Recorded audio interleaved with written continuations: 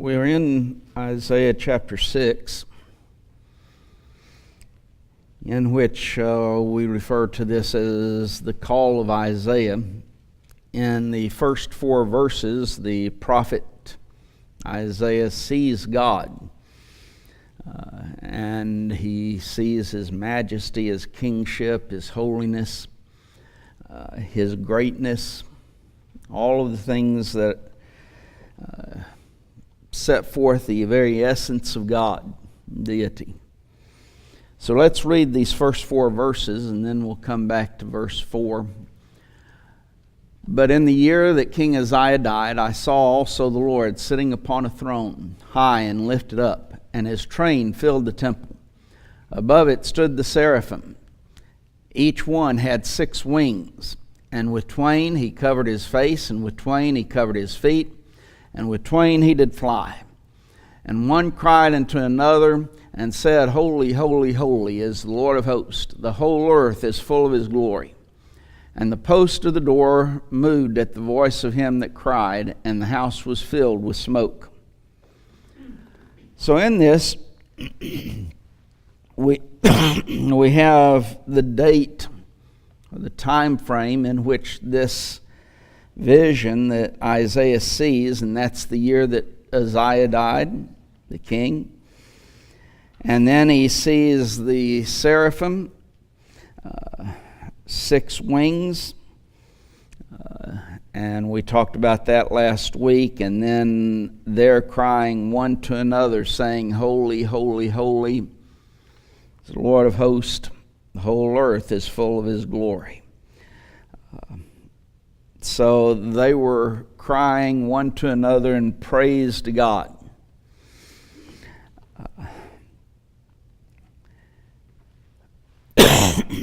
Because of God's nature that we see here, He certainly is the one who is worthy of our worship. And that's certainly one of the aspects that we see in this great call of Isaiah. But in verse 4 there, he mentions the fact that the post of the door moved at the voice of him that cried, and the house was filled with smoke. The voice of him that cried would be who?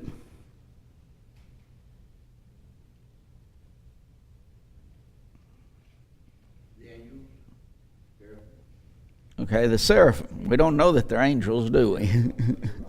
That's one of the things that we talked about last week. We don't really know for certain that they're angels, but the seraphim are the ones who are crying out in this case. But upon hearing their crying out, the foundations of the door shake. It's basically, the idea is where Isaiah is standing. Has anyone ever been in an earthquake? A couple of people have. Okay, I never have. From the sounds of it, it would be a scary thing to feel the earth shaking under you. Would that be an accurate description by those who have experienced it? It is. Well, that's what you're seeing with Isaiah here. That which he's standing on is shaking. We don't have time to read the 19th and 20th chapters of Exodus. But go back sometime and read those chapters, because, of course, in this situation, God has delivered them from Egyptian bondage. They've crossed the Red Sea. Now then they come to Mount Sinai, and God is going to speak to them. But He says you've got to purify yourself for 3 days before you can.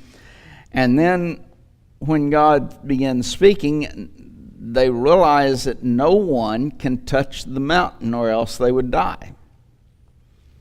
But you see all of these events that take place with that, or that's associated with that, and you have the same type of a situation of the majesty and the glory of God, so that the mountain shakes. Well, here, this temple that Isaiah is in shakes. But then also it says the house was filled with smoke. Smoke is oftentimes associated with the presence of God. Turn over to the 4th chapter in verse 5 of Isaiah. And there he says that the Lord will create upon every dwelling place of Mount Zion and upon her assemblies a cloud and smoke by day and shining a flaming fire by night, for all the glory shall be a defense. So here's the Lord creating a cloud and smoke by day. There's the association with the presence of God.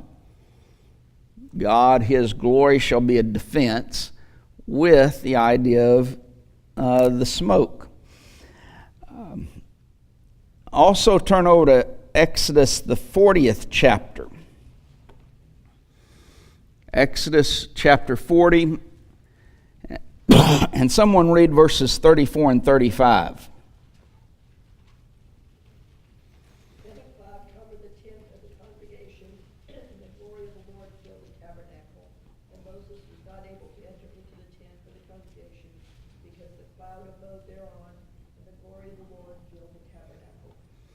So here's they've completed the building of the tabernacle at this point.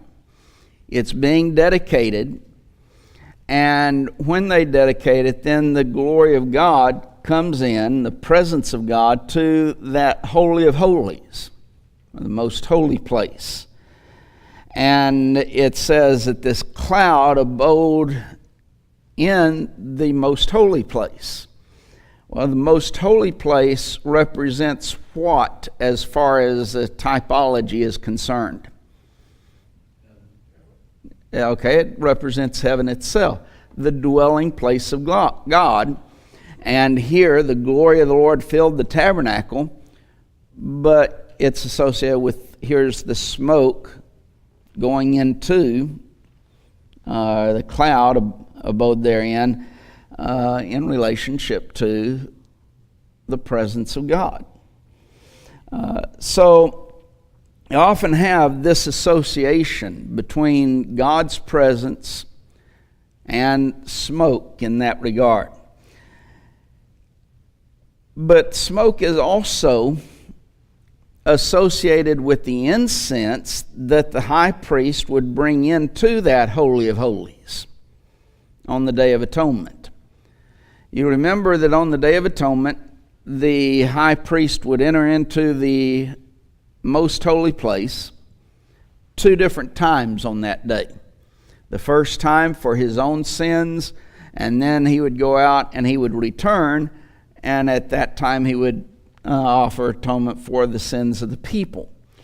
But in going in, he would take his censer and he would put incense on it, and smoke would fill that compartment of the most holy place.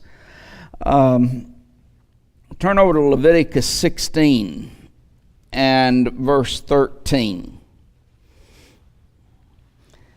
It says that he shall put the incense upon the fire before the Lord, and the cloud of the incense may cover the mercy seat that is upon the testimony, that he die not.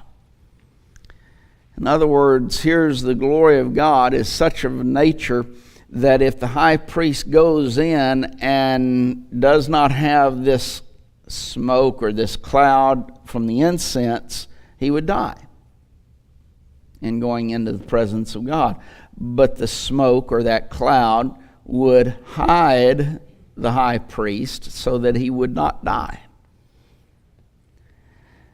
So you have it associated with that. Then also, it is associated with God's divine presence in anger or in judgment. Turn over to Exodus 19 and verse 18.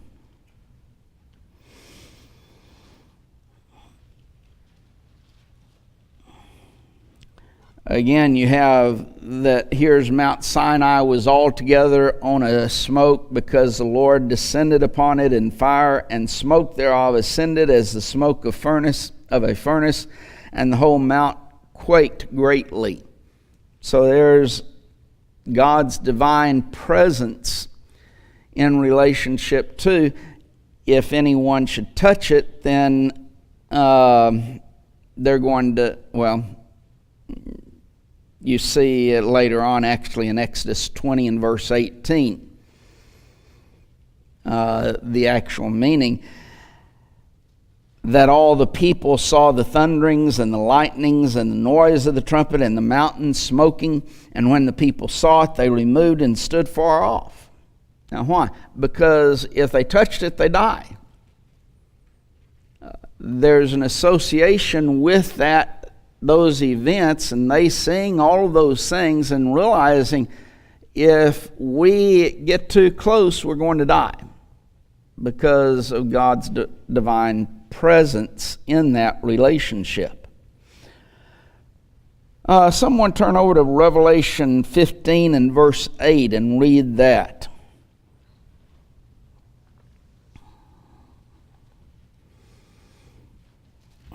Revelation 15 and verse 8.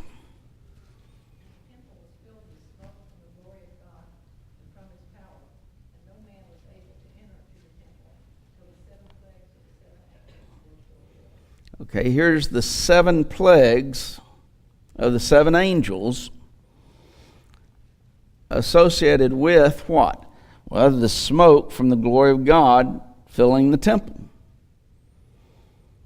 until that 7 plagues were fulfilled.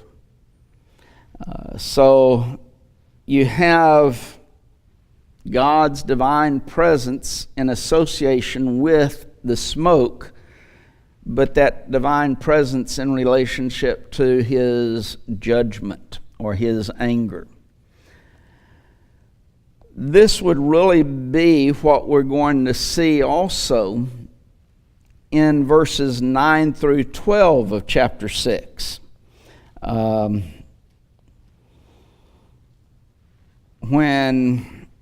Just skipping down to chapter 6, verse 9. And he said, Go and tell his people, hear ye indeed, but understand not, and see ye indeed, but perceive not. Make the heart of this people fat, and make their ears heavy, and shut their eyes, lest they see with their eyes, and hear with their ears, and understand with their heart, and convert and be healed. Thus said I, Lord, how long? And he answered, Until the cities be wasted without inhabitant, and the houses without man, and the land be utterly desolate, and the Lord have removed men far away, and there be a great forsaking in the midst of the land. There's judgment that is there, but what is it's seen in relationship to what Isaiah sees. This is how long is this going to take place, or how long am I to prophesy these things? Well, until these judgments take place. So you have the smoke associated with judgment in relationship to God's divine judgment upon the nation of Israel. So now then, in verse 5, the prophet sees himself in verse 5. He says, Then said I, Woe is me, for I am undone, because I am a man of unclean lips, and I dwell in the midst of a people of unclean lips. For mine eyes have seen the King, the Lord of hosts.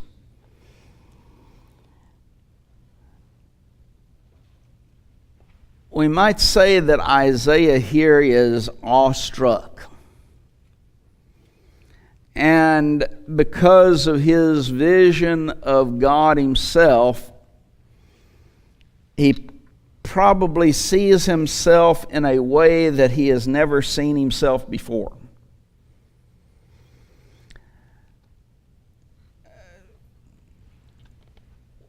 Let me kind of express it this way.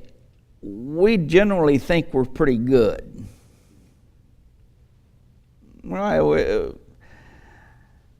Remember the passage in Romans 3 and verse 23, for all have sinned and come short of the glory of God. What had Isaiah just seen? The glory of God. And what does he realize? I've sinned.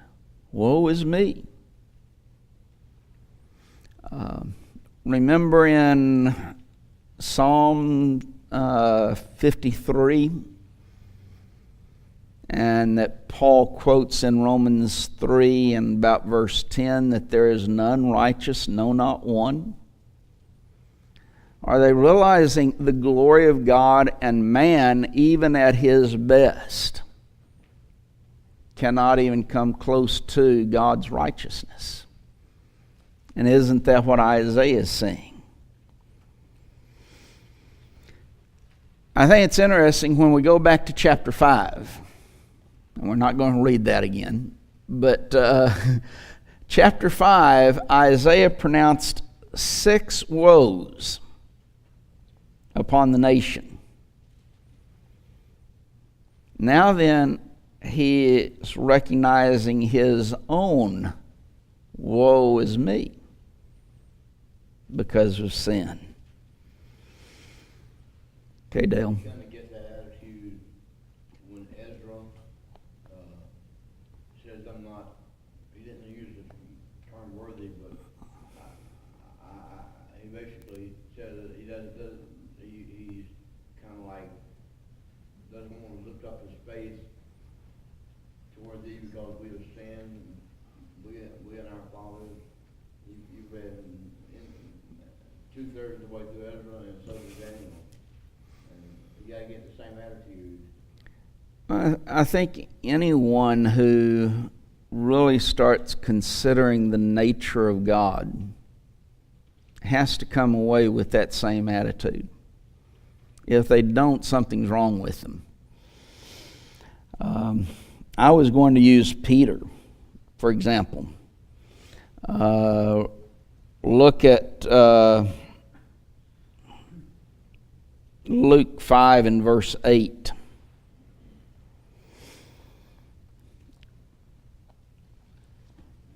Where Peter sees, it says, Peter saw it, he fell down at Jesus' knees, saying, Depart from me, for I am a sinful man, O Lord. He recognized the greatness of Jesus, and he realized his own sinfulness. That was when they had been trying so hard to catch fish, and he said, "Do it again," or that what the exact wording. And he said, "We fought for a long time," and they threw it on the other side. Wasn't it? And they had a big load of fish. It is dealing with the catch of fish, yes, in Luke 5. And Jesus telling them to let down their nets and you'll have a catch. And when they did let down the fish, their nets, they caught so many fish that the nets began to break. Couldn't hold all of them. So that is the context of that, yes. But again, when we see the glory of God, we see our unworthiness. And with Christ in relationship to Peter, understand, Peter was with Christ, very close association for 3.5 years. He, along with James and John, were often with Jesus when the other apostles were not. So you had a very close relationship, even more so than the rest of the apostles. And Jesus would challenge the people, which of you convicteth me of sin? He realized he had never sinned. Those who would be closest to you, do they know your weaknesses and your temptations and the sins that you commit? Peter would know that, wouldn't he? And yet he would prostrate himself here, depart from me, for I am a sinful man. He's recognizing the very nature of Jesus in this, of his holiness and his greatness. When we start doing that, we start seeing our own unworthiness, and thus, woe is me, as Isaiah says here. Then he says, I am undone. I think this word undone is an interesting word. Someone turn over to Hosea 4 and verse 6. It's a passage that's oftentimes used. What are we told in Hosea 4:6? My people are destroyed for a lack of knowledge, because thou hast rejected knowledge. I will also reject thee, that thou shalt be no priest of me. Seeing thou hast forgotten the law of thy God, I will also forget thy children. Okay. My people are destroyed for lack of knowledge. The word destroyed in Hosea 4:6 is the same word as undone here in Isaiah 6 and verse 5. I am undone. I am destroyed is the idea. It means to be cut off. Okay, Dale? I'm just curious, why would it have the same word, and yet would the context make them translate it differently? Undone in one case and the other in the other, and kind of confusing. Context gives meaning to a word. If you look at a dictionary, you're going to come across words that sometimes have 20 definitions. Well, how do you determine which one? The way in which they're used. The boy used the bat to hit the ball. Does the sentence give definition to the word bat? I saw this horrible bat flying through the air at me. Does the sentence give definition to the word bat in both places? Context determines how they translate it. But the idea in both of these passages, my people are destroyed for lack of knowledge, and Isaiah says, I am undone, is to a great extent the same. He's dealing with, I am destroyed because of the very nature of God, and because thus woe is me, because I am destroyed. I'm cut off. That's the basic meaning of the word in both that's used here. He felt doomed to destruction because he had seen God's holiness, that glory of God. How can sinful man stand before such holiness and such glory? That's the idea that he has in mind as he says this.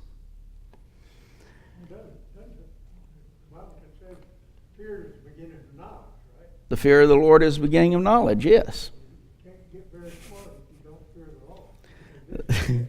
And it's the beginning of wisdom. And so, yes, in both cases, you can't get very far until you start seeing that holiness of God and His greatness and His glory, as far as our knowledge and our wisdom is concerned. That's true. Let me make you think of another background, though, as to Isaiah's statement here. It is in what year that Isaiah sees this? The year that Uzziah died. Okay, the year that King Uzziah died.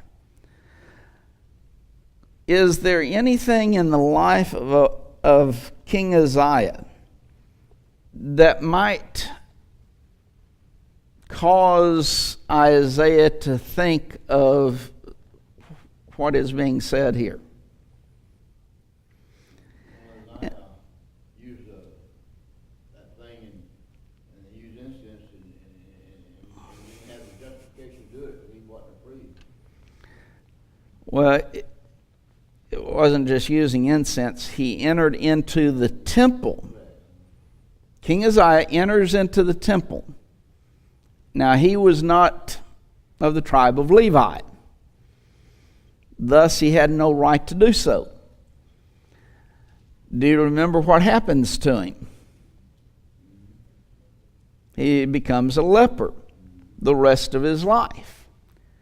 Now then, here's King Uzziah. It's in the year that he dies that Isaiah sees the Lord here. And Uzziah had gone into the temple and he becomes a leper.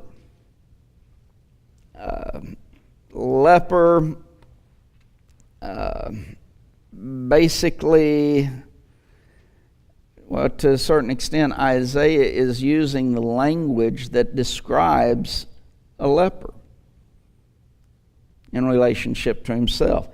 Turn over to Leviticus 13.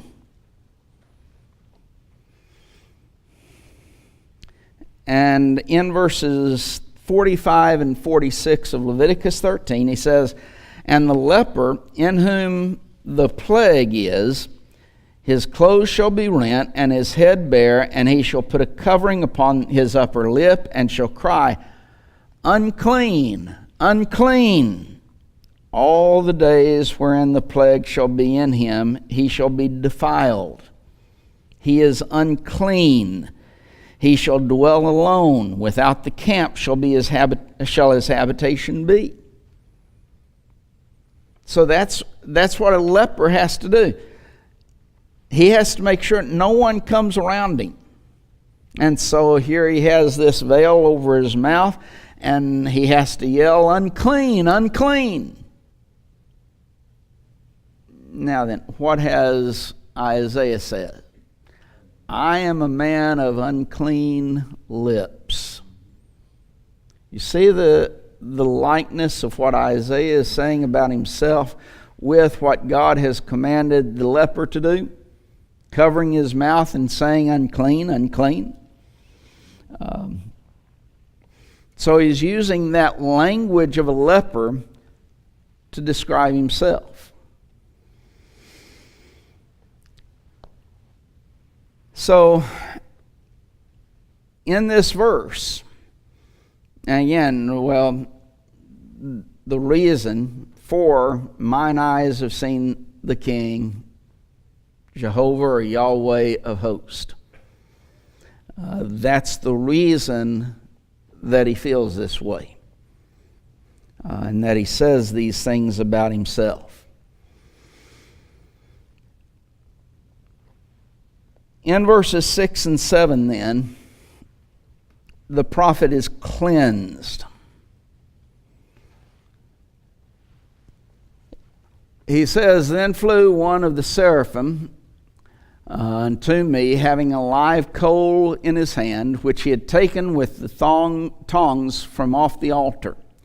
And he laid it upon my mouth, and said, Lo, this hath touched thy lips, and thine iniquity is taken away, and thy sin purged." So, in verse 6 there, one of the seraphim flies to the altar of incense, is what he's dealing with here. To the altar. Gets a live coal using tongs.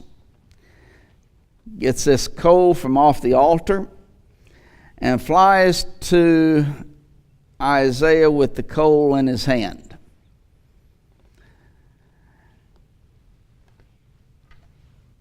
In this, we're starting to see that, Isaiah sees the glory of God. He realizes, or seeing God's glory, it makes him realize his sinfulness. That I am a sinful man. Unclean, I'm undone. Because of my lips.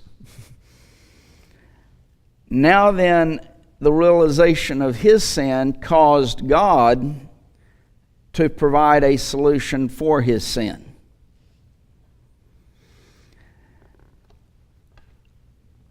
This is something that becomes a very basic principle. Salvation is by God's grace.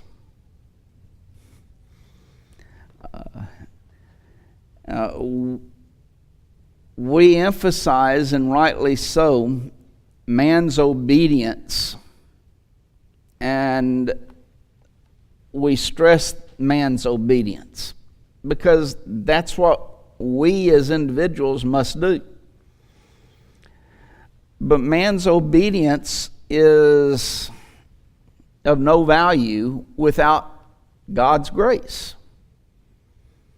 If we did not have God's grace, would faith, repentance, confession, and baptism be of any value?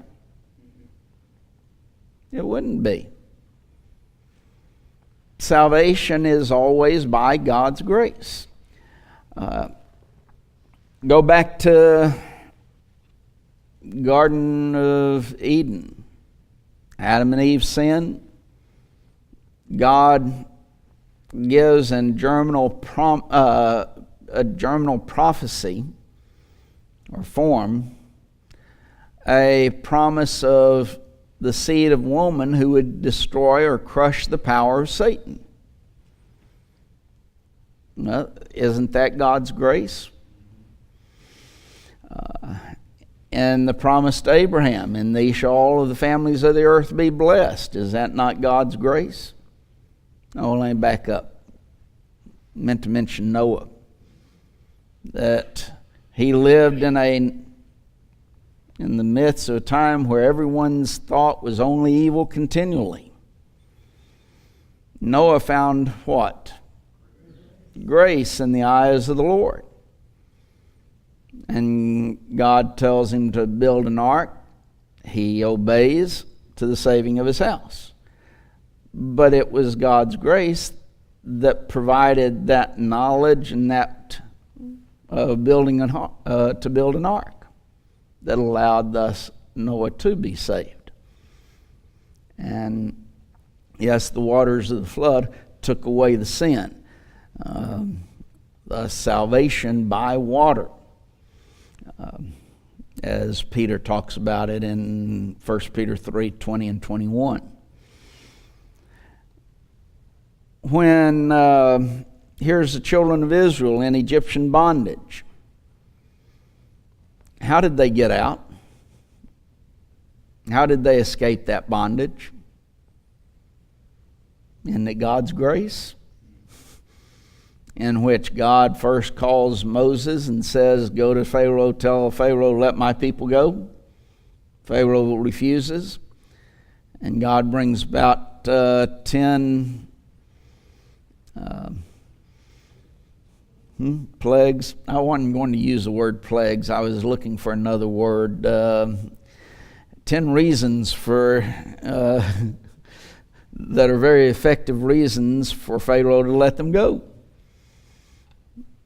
But that's God's grace. You could say the same thing. When they come out of Egypt and they get to the Red Sea, what happens? Well, here's the armies of Pharaoh coming to get them. Here's the Red Sea. Well, what happens? God's grace. Tells Moses, you got a rod, open up, and God opens up the pathway for them to go through the Red Sea on dry ground. God giving them the land of Canaan. It was by His grace. It was His gift. And you can just go on and on and on throughout the Bible. The basis is always God's grace. That God is giving something to man. In this case, here's sinful Isaiah realizing his sinfulness because he's seen the holiness of God, His greatness and glory. And so God offers salvation and a cleansing that takes place as a result of His grace. God's grace, that is. In verse 7, it says that here's the seraphim laid it upon my mouth, Isaiah says, and said, Lo, this has touched thy lips, and thine iniquity is taken away, and thy sins or sin purged. So here's forgiveness based upon God's grace. And if we wanted to emphasize it a little bit, did Isaiah do anything to deserve it?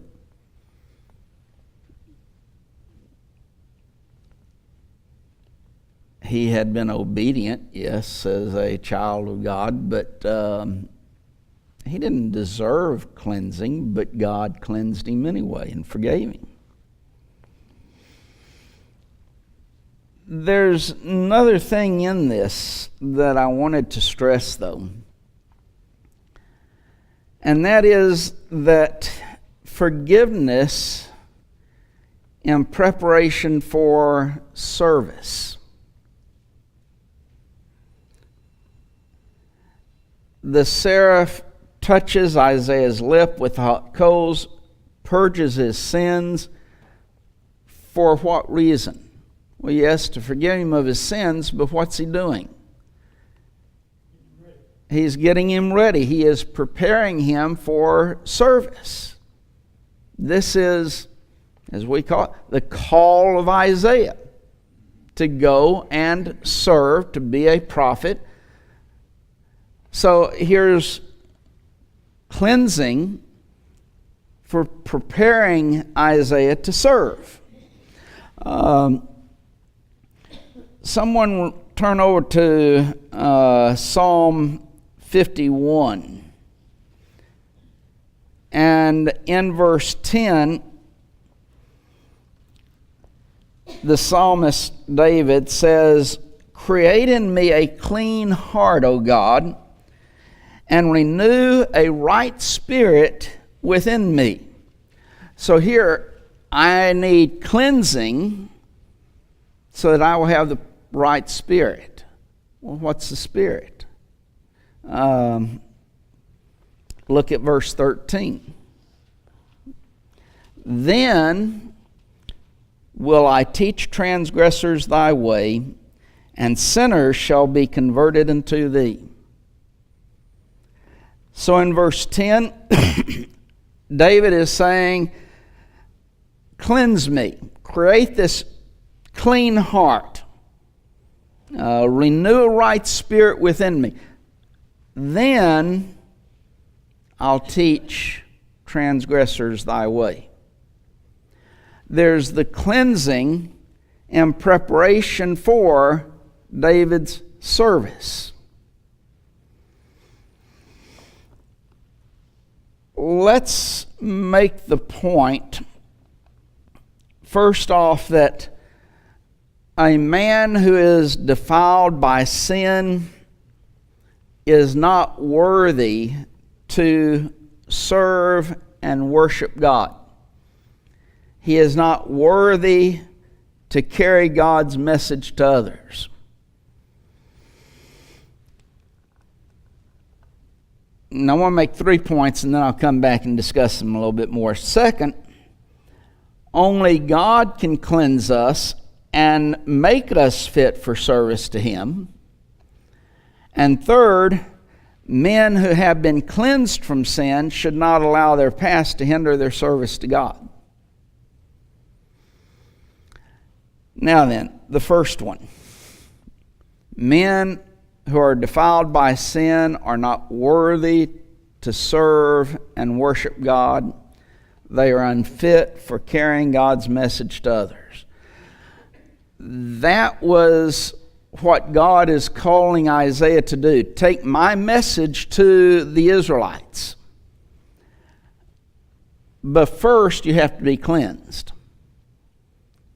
You're not worthy to take that message until you have been cleansed.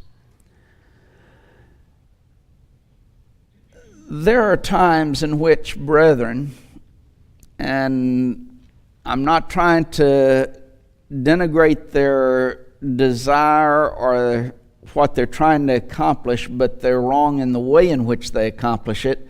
They want to try to encourage someone to be faithful by giving them something to do. Well, let's assign him to teach a class. That'll get him to be here all the time. Or let's call on him for prayer when he's not even faithful. Those people are not worthy to do those things. They need to be cleansed first. They need to repent first before they are given that responsibility of action. And that's what you see with Isaiah. Could we have said that Isaiah was an evil person, wicked and sinful? Well, probably not. He was, before this I'm talking about, before this he was probably a good person. He was probably faithful to God. But he still recognized, I'm a sinner and I need cleansing. And when God cleanses him, then he calls him to service, to be his prophet. Well, since Andrew rang the second bell, we'll start with those thoughts then, Lord willing, next week.